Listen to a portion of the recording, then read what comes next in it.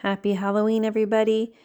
If you would like to create this cake alongside me, please join me for a chocolate 3-layered caramel cake for Halloween. Hope you enjoy. So to make the skulls, I am using these black melts and this, it's a little skull mold.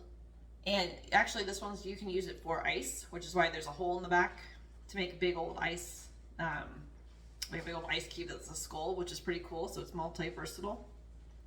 But I'm using it for a large skull, chocolate skull, to go on top of my cake. So, like I said, I'm using these chocolate melts. So all you have to do is put them into like a little bowl or a microwave safe container, and you just mix them until they're melted. Usually like anywhere between like a 20-30 second burst, depending on how many you have. If you have just a little bit, maybe a 10 to 15 second burst in the microwave. But I'm going to get those going, and I will show you the next step. All right, so now we have our chocolate all nice and melted.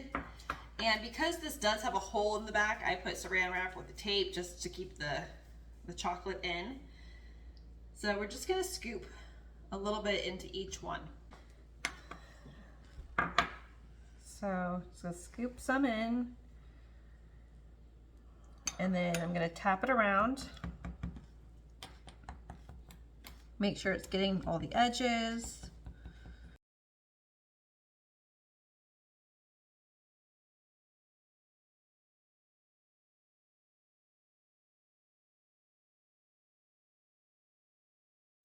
So what I'm showing you now is that I'm using a food grade brush. This is not a normal paintbrush. And I'm using chocolate to go up the sides of the skull to make them thicker. This worked out beautifully when I tried it the first time. It prevents cracking when you're trying to push them out of the mold. But guess what? This time it cracked, and it cracked the third time and the fourth time. I don't know what happened, but I decided to go ahead and just fill the molds up completely with chocolate. That way I could avoid the cracking issue. I don't know what I did differently. I don't think I did anything differently. That's just the way it goes sometimes. So I don't show you later how I pulled them out because I was frustrated. But it was easier for me just to fill the whole thing up. So that's what the end result is a full skull of chocolate instead of a hollowed out piece. I'm gonna work on the buttercream now. I'm doing a black buttercream. Hopefully, I've never done it before, as you've heard many times on this show if you watch it. So first off, I'm gonna do, since I'm doing a double batch, I'm gonna do 4 sticks of unsalted butter, and then I'm gonna do 4 sticks of salted butter. And these are room temperature, and actually my house is really cold, so I had to throw these in the microwave a little bit. So a little bit above room temperature, but they'll be okay. So I'm gonna do this with the whisk attachment, and that's just because I like to get the butter really nice and airy and fluffy, and then I will switch over to my paddle attachment to knock the air bubbles out. So hopefully it will be smoother to frost my cake. So I'll get this really nice and whipped up, and what we're looking for is a light in color. So they're gonna go to a real pale yellow, and then like really fluff up, almost looking like whipped cream or something like that. I'm gonna add a cup of cocoa powder, and I want this frosting to be black, but I don't want to use dye because the last time I used dye it just turned gray and it was ugly, and I don't want to have to do a whole bunch of different things to turn it black. So I was recommended by some people I follow online to use this black cocoa powder. Now, to show you the difference between this black cocoa powder and regular cocoa powder is like this. That's the difference. You can totally tell which one is the black cocoa powder, and this is really going to give us a good base for our chocolate frosting. So I can't wait to use it. So I'm going to sift. This is actually pretty fine. Doesn't seem to be like a lot of lumps in it, but I'm going to go ahead and sift it anyways because I just want to make sure that there are no lumps. All right, yeah, this is really, really like a nice fine consistency. Okay, I'm gonna turn it on. Hopefully it won't spray me everywhere. Real low.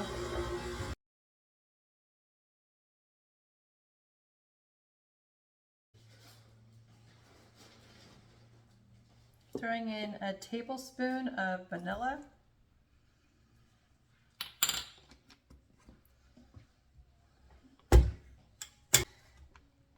And then I'm gonna add in, it's gonna be probably like around 8 to 9 cups of powdered sugar. And I'm just gonna add that a little bit at a time, otherwise it's gonna fly out everywhere.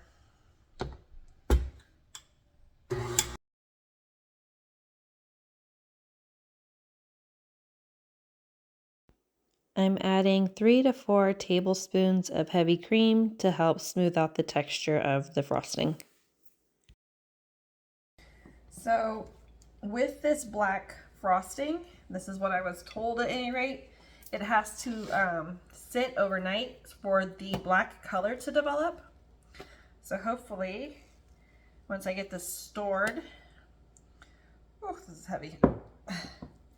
Hopefully once I get this nice and stored in this container and it sits in the refrigerator overnight, the color will develop and we will have a nice black tomorrow. That is my hope, my wish, my desire.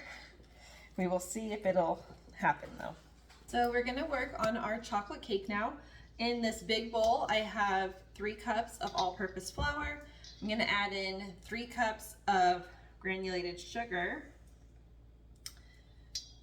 I'm going to sieve in 1.5 cups of cocoa powder.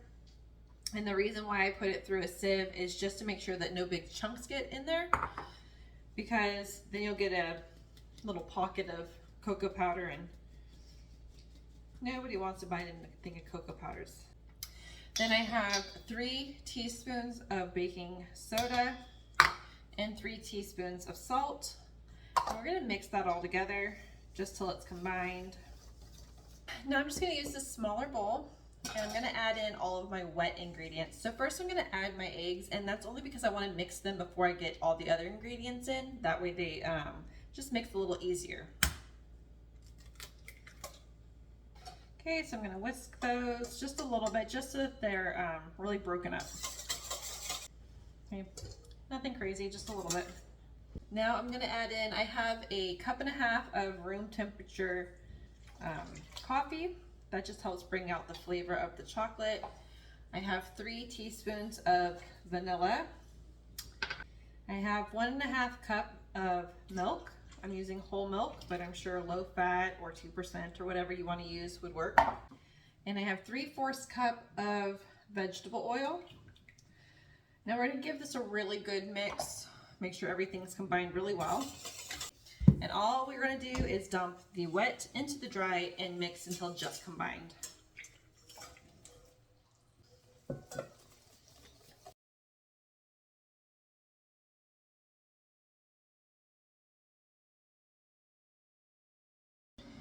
So apparently my video wasn't going when I just did this step over here. I'm so sorry. But what I did was I sprayed the pan with cooking spray, and I was saying how I don't like to just do that because the edges curl up and make a really hard edge for your cake. So what I like to do is spray the pan with the cooking spray, place down a piece of parchment paper, spray the parchment paper a little bit just to get it wet, and then I add flour, especially on the sides, and that really helps with it staying flat, coming off the cake, coming out of the cake pan when you need it to, and not creating that curled edge. So now I'm going to scoop the batter in. I'm using a 1 cup measuring cup just to help me kind of keep even amount of layers.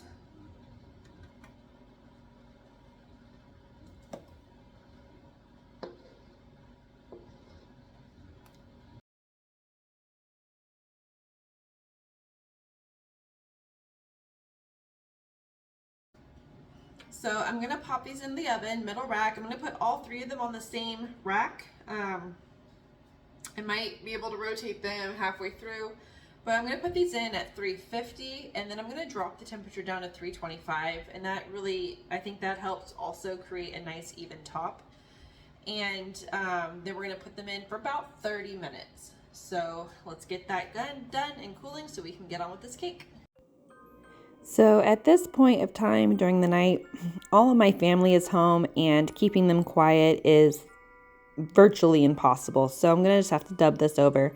So what I'm doing is I'm placing a little bit of frosting on my little plate there, and that's what I'm going to set the cake on. That just kind of glues the cake in place. So I'm placing the cake down, I'm making sure that it is center on my board. I'm just kind of pushing it down to make sure that the frosting helps, seal it, glue it down to the board. Next, I'm going to put on a layer of frosting.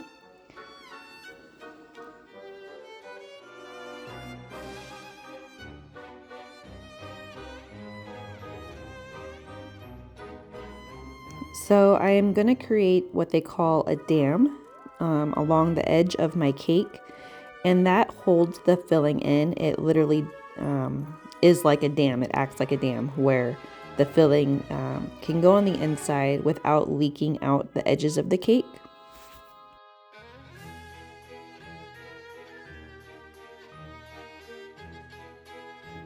So in this jar, I have some homemade caramel sauce. If you would like this recipe, you can go to my other videos. It's in there. It's a really fun recipe to do, and I tell you some tips and tricks that I've learned along the way. But I'm just doing a nice healthy layer right in the center of my cake. I'm going to spread it out. I do a couple big globs of it. And this is going to not only incorporate moisture into the cake, but it's also going to give it a nice salty caramel flavor. As I continue to build this cake, I'm just going to keep layering chocolate cake, chocolate frosting, then caramel sauce. And we're just going to do 3 layers of this.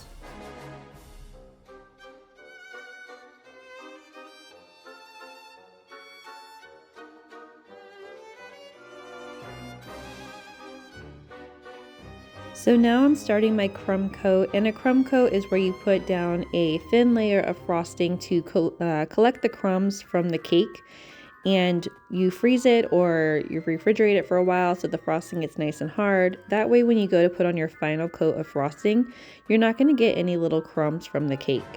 Unfortunately for me, I did not make enough frosting. I thought that I had, but since I couldn't make more because this color needed to develop 24 to 48 hours.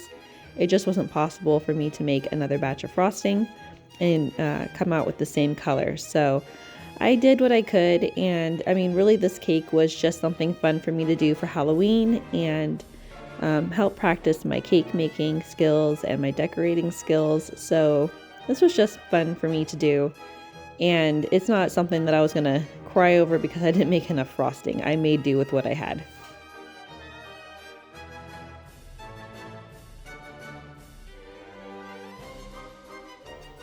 So this cake was chilling in the fridge for probably close to an hour, and I'm just going to go ahead and start decorating it now. I'm trying to show you, it keeps blurring out. The tip is a Wilton 1M, and it's just going to make a nice little scallop around the edge.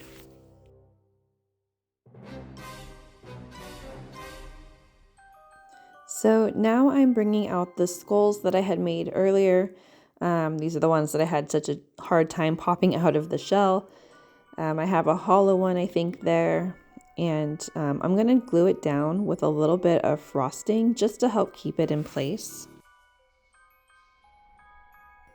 And then I have this other skull that broke while trying to pop it out of the mold, but the base remained mostly intact. So I'm going to go ahead and stick it to the side of my cake. I think it just brings a nice little element to it.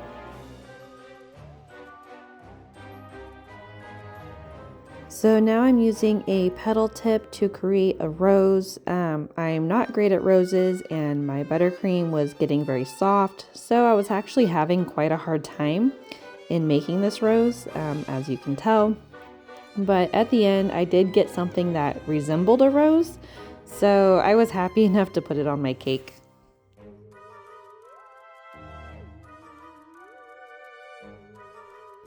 So here I'm just putting the roses on a plate, and I'm going to go throw them in my refrigerator. That way they have time to harden. So I am using a gold metallic luster dust, and I'm going to put a little bit in this bowl as you see, and then I'm going to add a little bit of vodka, and I'm going to get it to a nice consistency, not too thick, not too thin. And that's what I'm going to use to create the design on my skulls and on the side of the cake.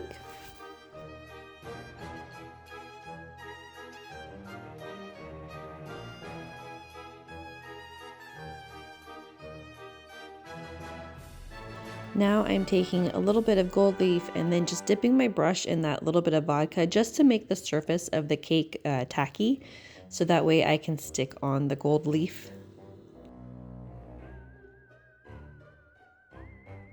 To continue on with our gold theme, I am adding these gold sprinkles. Some are very small, some are very large. All of them were hard to handle. They kept slipping from my fingers and falling all over the floor. I ended up having to use a tiny bit of the frosting to hold them in place because the cake was so firm, they just didn't want to stay. And it was a difficult process, but I think that in the end it was a good choice. They really added a little bit of pizzazz to the cake.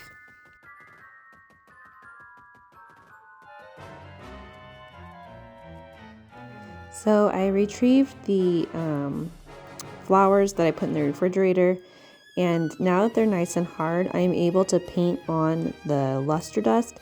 And please don't forget, these are food grade paintbrushes. They're not like a paintbrush you would find in the paint section.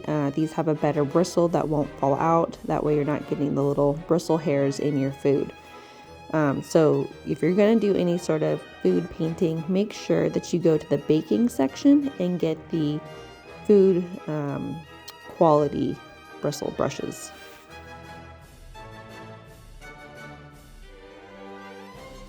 So this is the final product. I did paint the side of the cake because it was nice and firm with the luster dust, and I think it turned out really great.